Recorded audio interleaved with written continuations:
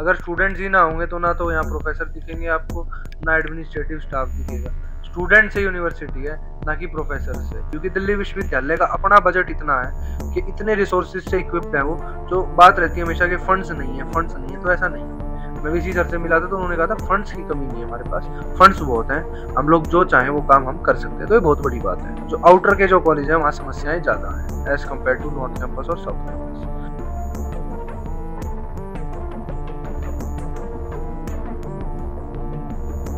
आप श्यामलाल कॉलेज जाएंगे, श्यामलाल कॉलेज में भी बहुत बुरा हाल है, बिल्डिंग टूटने को हो रही है, पीने को पानी नहीं है, वॉशरूम ढंग के नहीं है। ये कब से टूटा हुआ है? ये भाई 1 महीने से टूटा हुआ है। ये अंदर भी टूटा हुआ है फ्लश है। हाँ, वो सब तो काम ही नहीं, वो काम ही नहीं करता भाई, काम ही नहीं कर रहा। आपका है अच्छा, ये अभी नेक्स्ट विजिट हुआ था तो टूटे लगते हैं। आज मैं आवाज उठाने लग जाऊं केजरीवाल जी के खिलाफ, मोदी जी के खिलाफ, तो वो गलत होगा, क्योंकि मैं अभी एक स्टूडेंट, और स्टूडेंट की समस्या पहले कॉलेज अथॉरिटीज सॉल्व करेंगे, ना कि केजरीवाल जी आके जो पहले दिल्ली के मुख्यमंत्री रहे हैं या जो अब नए मुख्यमंत्री बनेंगे वो सॉल्व करेंगे। एक पीछे वीडियो वायरल हुई थी एक ब्लाइंड स्टूडेंट की, वो कह रहा था कि कूड़े की तरह यहाँ प्रोफेसर भरे हुए हैं। इतनी बड़ी स्टेटमेंट अगर कोई ब्लाइंड स्टूडेंट दे रहा है तो वो कहीं ना कहीं प्रश्न चिन्ह उठाता है प्रोफेसर के ऊपर। काम करो ऐसा कि पहचान बन जाए, हर कदम चलो ऐसे कि निशान बन जाए। जिंदगी तो हर कोई जीता है मगर पर आप जियो ऐसे कि मिसाल बन जाए। आज हम आपकी मुलाकात कराएंगे रौनक खत्री जी से, जो कि Delhi university student union DUSU के करंट प्रेसिडेंट हैं। और इस वक्त इंस्टा पर हम आपको बताएं लगातार वीडियोस वायरल हो रही हैं, और जिस तरीके से डूसू जो है वो पूरी दिल्ली यूनिवर्सिटी की अलग अलग समस्याओं को उठाता हुआ नजर आ रहा है। वॉशरूम हो, कैंटीन हो, अलग अलग समस्याओं को उठा रहा है। तो बातचीत करते हैं। सर बहुत बहुत स्वागत है। बहुत बहुत धन्यवाद आपके चैनल का भाई, और आपके इंट्रोडक्शन का भी। जी, कहाँ से प्रेरणा मिलती है कि आप क्रांतिकारी एक युवा नेता के तरीके से आप पूरा काम कर रहे हैं? प्रेरणा का सूत्र हमारे शहीद आजम भगत सिंह जी हैं, जिनके विचारों में सदैव देश हित के लिए, बदलाव के लिए एक जो ऊर्जा है, वो ऊर्जा का केंद्र हमारा वही है। साथ ही साथ जो दिल्ली विश्वविद्यालय के हाल है वो भी एक ऊर्जा का केंद्र देते हैं कि किस स्थिति में स्टूडेंट्स को छोड़ रखा है। आज के टाइम में मैं कहना चाहूँगा, पिछले 7 सालों से यूनिवर्सिटी का वो हाल हो चुका है कि स्टूडेंट सेंट्रिक यूनिवर्सिटी होने की बजाय professor administrative centric university Delhi university हो चुकी है। अगर स्टूडेंट्स ही ना होंगे तो ना तो यहाँ प्रोफेसर दिखेंगे आपको, ना एडमिनिस्ट्रेटिव स्टाफ दिखेगा। स्टूडेंट से यूनिवर्सिटी है, ना कि प्रोफेसर से। तो ये बात अब हम अवगत करा रहे हैं, और ज़्यादा से ज़्यादा इस चीज़ को लेकर हम लोग आवाज़ उठा रहे हैं।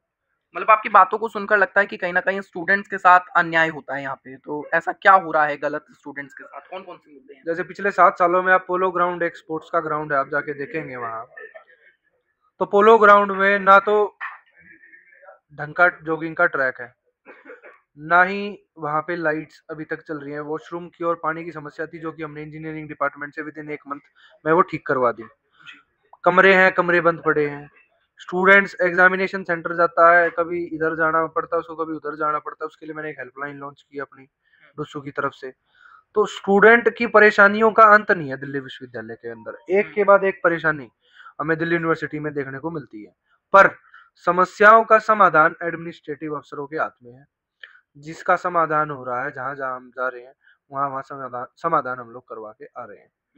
गवर्नमेंट का कैसा साथ मिलता है आप लोगों को? अभी तक गवर्नमेंट की इतनी इन्वॉल्वमेंट देखने को मिली नहीं है, और मुझे लगता नहीं है कि उनकी जरूरत पड़ेगी, क्योंकि दिल्ली विश्वविद्यालय का अपना बजट इतना है कि इतने रिसोर्सेज से इक्विप्ड है वो। जो बात रहती है हमेशा कि फंड्स नहीं है, फंड्स नहीं है, तो ऐसा नहीं है। मैं भी सर से मिला था तो उन्होंने कहा था फंड्स की कमी नहीं है हमारे पास, फंड्स बहुत हैं, हम लोग जो चाहें वो काम हम कर सकते हैं। तो ये बहुत बड़ी बात है। आप अलग अलग मुद्दे उठाते हैं, मैंने सोशल मीडिया पे देखा आपने वॉशरूम को लेकर के और अलग अलग मुद्दे यूनिवर्सिटीज में उठाए हैं। तो क्या बच्चे आपके पास आते हैं शिकायत करने, जो स्टूडेंट्स हैं? बिल्कुल, हमने कनेक्ट डुस्सू प्रेसिडेंट नाम से मेल डाली है अपनी बायो में। उस पे आप दिन के मिनिमम 50 से 100 मेल्स एक्सपेक्ट कर सकते हैं, जो कंप्लेंट्स के मेल है। साथ ही साथ बच्चे भी डुस्सू ऑफिस आते हैं तो वो भी कंप्लेंट्स लेकर आते हैं। हमने कंप्लेंट्स भी अलग अलग सेक्शन में बांट दी। 10 सेक्शंस में हमने कंप्लेंट्स के अलग अलग पर्सन असाइन करे हैं। जब आप देखोगे आप बाहर, तो एक पूरा एक फोटो लगा रखी है हमने, स्क्रीनशॉट उसका पोस्टर का हमारे, कि क्या क्या हेल्पलाइन नंबर है। आज तक भी ऐसा नहीं था। स्टूडेंट्स आता था, प्रेसिडेंट मिल गया तो ठीक है, समस्या बता दी उसको, नहीं मिला तो बच्चा वापस चला गया। तो हमने सबके अलग-अलग हेल्पलाइन नंबर डालकर ये साबित करा है कि जो-जो समस्याएँ की डिपार्टमेंट विंग्स होने चाहिए, वो विंग्स डूसो एस्टेब्लिश करे हर साल। इंफ्रास्ट्रक्चर को लेकर दिल्ली यूनिवर्सिटी के किन कॉलेजों में समस्याएं हैं? देहात के जो कॉलेज अदिति महाविद्यालय, केशव महाविद्यालय, स्वामी श्रद्धानंद कॉलेज, आप कालका जी कैंपस जाएँगे, Dayal Singh college, CVS college, जो आउटर के जो कॉलेज हैं, वहाँ समस्याएँ ज़्यादा हैं, as compare to north campus और साउथ कैंपस। आप श्यामलाल कॉलेज जाएँगे, श्यामलाल कॉलेज में भी बहुत बुरा हाल है, बिल्डिंग टूटने को हो रही है, पीने को पानी नहीं है, वॉशरूम ढंग के नहीं है। तो ये जो आउटर के जितने कॉलेज हैं, उन सब में सेम प्रॉब्लम्स देखने को मिलती हैं। मतलब कहा जाए अगर सेंट्रल गवर्नमेंट की बात की जाए और दिल्ली गवर्नमेंट की बात की जाए, कोई कदम नहीं उठाया जाता इनकी तरफ से? सेंट्रल गवर्नमेंट और दिल्ली गवर्नमेंट की बात की जाए तो यूनिवर्सिटी पे तो वो जब फोकस करेंगे जब उनकी अपनी राजनीति पर फोकस हो। कभी कोई दूसरे पे ब्लेम डालेगा तो कभी तीसरे पे ब्लेम डालेगा। अब चलो कल हमें दूसरी 8 तारीख को बीजेपी सरकार देखने को मिली है दिल्ली के अंदर, तो उसके बाद ब्लेम गेम का जो पॉलिटिक्स थी वो खत्म होती नज़र आएगी। अब वो डाल नहीं सकते कि तो एलजी क्या काम लगता नहीं है करने डबल देगा। इंजन की जो सरकार होगी, डबल इंजन की सरकार में आरोप प्रत्यारोप खत्म हो जाएंगे? उम्मीद तो यही है, जो हमेशा से बात करते आए हैं कि केजरीवाल काम नहीं करता। केजरीवाल कहते थे कि सेंट्रल गवर्नमेंट काम नहीं करने देती, तो उसमें एट द एंड पीस दिल्ली का स्टूडेंट रहा था, दिल्ली के बच्चे रहे थे, दिल्ली की जनता रही थी। तो उसका बदलाव अब देखने को हो सकता है मिले, क्योंकि इनकी सेंटर में भी सरकार है, स्टेट में भी सरकार है, तो कहीं न कहीं बदलाव देखने को मिल सकता है। दिल्ली यूनिवर्सिटी के स्टूडेंट्स को जागरूक करने के लिए आप क्या करते हैं? जागरूक करने के लिए जैसे इंस्टाग्राम पे आपने बताया, जितना हम लोग प्रेरणा यहाँ से दे सकते हैं, हर एक स्टूडेंट फॉलो करता है, वो इंस्टा पे चीज़ें देखता है कि कौन यूनियन में सबसे ज़्यादा एक्टिव है। तो साथ ही साथ एक्टिवनेस के लिए भी जो पैनल है कॉलेज का, जो यूनियन है स्टूडेंट यूनियन, उनकी भी हम रेगुलर मीटिंग्स लेते हैं कि वो कॉलेज में जो भी प्रशासन गलत कर रहा है उसके खिलाफ प्रोटेस्ट ऑर्गेनाइज करता रहे, ताकि नॉर्मल स्टूडेंट अवेयर रहे कि क्या एक स्टूडेंट पॉलिटिक्स का एम होना चाहिए और क्या एक स्टूडेंट का एम होना चाहिए। रौनक जी, दो राजनीति, एक छात्र राजनीति और एक हमारे देश में जो राजनीति होती है, ये दोनों एक दूसरे को खुद से अलग कैसे करते हैं? दोनों में क्या फर्क आप मानते हैं? छात्र राजनीति और दूसरी कौन सी बताई आपने? जो देश में राजनीति चलती है, सीएम पीएम। छात्र राजनीति को अलग हम इस तरीके से देखते हैं, ये स्टूडेंट पॉलिटिक्स है, ना कि आज मैं आवाज उठाने लग जाऊं केजरीवाल जी के खिलाफ, मोदी जी के खिलाफ, तो वो गलत होगा, क्योंकि मैं अभी एक स्टूडेंट हूँ और स्टूडेंट की समस्या पहले कॉलेज अथॉरिटीज सॉल्व करेंगे, ना कि केजरीवाल जी आके जो पहले दिल्ली के मुख्यमंत्री रहे हैं या जो अब नए मुख्यमंत्री बनेंगे वो सॉल्व करेंगे। तो स्टूडेंट सेंट्रिक पॉलिटिक्स अलग है और स्टेट लेवल पॉलिटिक्स या नेशनल लेवल पॉलिटिक्स के मुद्दे अलग हैं। मुद्दे कहीं ना कहीं स्टूडेंट्स के उनमें हैं, पर जो normal day to day life के मुद्दे हैं, जो डे टू डे रेकरिंग मुद्दे हैं, जो डे एक स्टूडेंट फेस करता है कॉलेज में आने के बाद, वो कॉलेज लेवल के हिसाब से सॉल्व होंगे। डबल इंजन की जो सरकार बनी है, इसके बाद क्या लगता है कि यूनिवर्सिटीज की और सरकार ध्यान देगी, व्यवस्था ध्यान देगी, कुछ विकास होगा, नए कॉलेज बनेंगे क्या? ये आने वाला समय बताएगा। उम्मीद हम करेंगे, इसके लिए जोरदार प्रोटेस्ट भी करेंगे, विधानसभा का घेराव भी करेंगे, क्योंकि इन्होंने बोला था कि हम लोग फ्री डीटीसी बस की सुविधा स्टूडेंट्स को देंगे, भारतीय जनता पार्टी के मैनिफेस्टो में था, तो उसके लिए भी हम विधानसभा का घेराव करेंगे। तो उसका क्या ये लोग 2 महीने में ऑब्जर्व करेंगे सरकार को कि जो वादे किए थे उस वादों पे उन्होंने क्या पूरे करे हैं वो वादे। अगर नहीं करेंगे तो फिर जोरदार प्रदर्शन देखने को मिलेगा। रौनक जी, आप कहाँ से बिलोंग करते हैं? बैकग्राउंड कहाँ से है? कहाँ के मैं रहने वाले नरेला हैं? का रहने वाला हूँ, जी। आउटर दिल्ली पड़ता है हमारा, तो वहाँ का बोर्न एंड बॉटम वहीं से ही है। जी। और छात्र राजनीति में आने की प्रेरणा कहाँ से मिली जब आपने चुनाव लड़ा और जिस तरीके से?